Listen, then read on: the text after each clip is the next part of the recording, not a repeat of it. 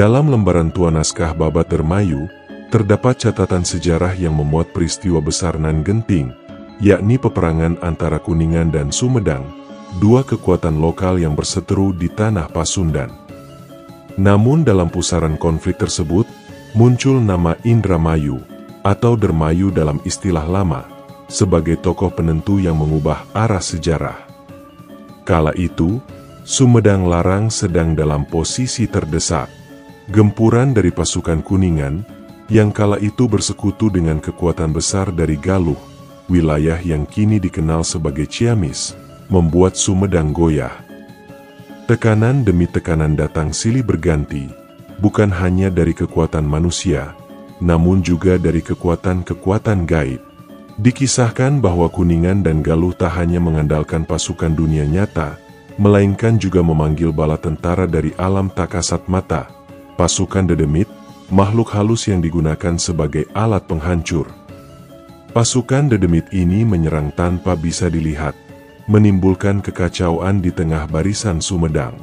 Akibatnya, Sumedang kalah dalam beberapa pertempuran awal dan kehilangan wilayah-wilayah strategis di bagian barat dan selatan. Dalam kondisi genting itulah, Raja Sumedang Larang mengirim utusan ke Indramayu untuk memohon bantuan kepada Raden Wirapati, penguasa Dermayu yang bergelar Wiralodra II. Wiralodra II, tokoh karismatik dari terah Wiralodra yang legendaris, merespons seruan itu dengan kehormatan. Ia menyadari bahwa kekalahan Sumedang akan mengganggu keseimbangan kekuasaan di wilayah Pasundan, sekaligus membuka jalan bagi dominasi Kuningan dan Galuh yang bisa saja meluas ke utara. Dengan tekad bulat, Wiralodra II memutuskan untuk membantu Sumedang, dan tidak hanya membawa pasukan, ia juga mengikut sertakan keponakannya yang memiliki kekuatan spiritual luar biasa, Raden Waringin Anom. Raden Waringin Anom bukan pemuda sembarangan. Ia adalah putra dari Nyi Ayu Inten, adik perempuan Wiralodra II, dan suaminya Raden Werdinata, makhluk halus sekaligus penguasa kerajaan Jin Pulomas.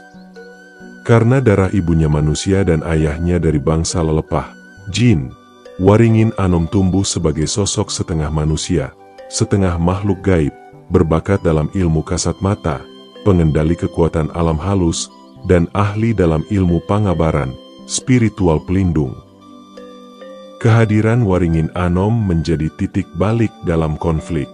Ketika pasukan gaib dari pihak Kuningan dan Galuh mulai menyerang lagi, ia maju ke medan perang dan bertarung dalam dimensi yang tak terlihat oleh manusia biasa.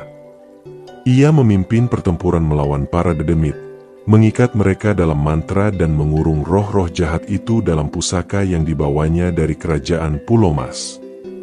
Pertempuran di medan tak kasat mata itu berlangsung sengit selama beberapa hari dan malam. Namun pada akhirnya, kekuatan Waringin Anom berhasil mengalahkan pasukan dedemit dan membersihkan Sumedang dari ancaman gaib. Setelah pengaruh kekuatan halus musuh disingkirkan, pertempuran di ranah fisik pun kembali berimbang.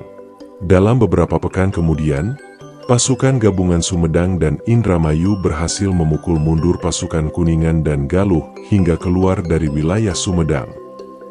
Kemenangan itu menandai akhir dari konflik besar yang nyaris menghancurkan tatanan kekuasaan lokal di wilayah Jawa Barat. Sebagai ungkapan syukur dan balas budi atas bantuan besar dari Indramayu, Raja Sumedang Larang memberikan hadiah luar biasa kepada Wiralodra II. Putrinya sendiri, seorang bangsawan dari darah utama Sumedang, dinikahkan kepada Wiralodra. Pernikahan itu bukan sekadar ikatan keluarga, namun menjadi simbol persatuan politik dan diplomasi antara dua kerajaan besar. Tak hanya itu, Raja Sumedang juga menyerahkan sebagian wilayah kekuasaannya di pesisir utara kepada Wiralodra sebagai bagian dari Kadeuduh atau hadiah kehormatan. Wilayah-wilayah tersebut meliputi daerah yang kini dikenal sebagai Kandang Haur, Lelea, dan sekitarnya. Sejak saat itu, wilayah pesisir Sumedang secara resmi berada di bawah kekuasaan Indramayu, memperluas pengaruh dan otoritas Wiralodra di utara Pulau Jawa.